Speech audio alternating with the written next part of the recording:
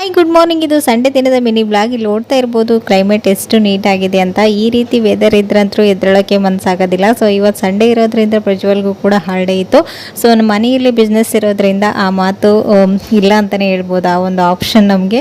So morning ಎದ್ದೇಳಲೇಬೇಕು.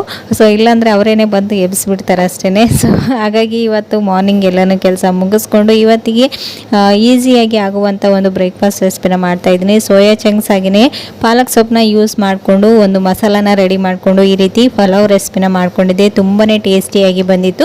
ಇದರ ಒಂದು full details ವಿಡಿಯೋನ ನಾನು ಆಲ್ರೆಡಿ ಕವಿತಾಸ್ ಕನ್ನಡ ರೆಸಿಪಿ ಚಾನಲಲ್ಲಿ ಹಾಕಿದ್ದೀನಿ. ನಿಮ್ಗೆ ಯಾರಿಗಾದ್ರೂ ಇಂಟ್ರೆಸ್ಟ್ ಇದ್ದರೆ ಹೋಗಿ ಚೆಕ್ ಮಾಡ್ಕೊಳ್ಳಿ.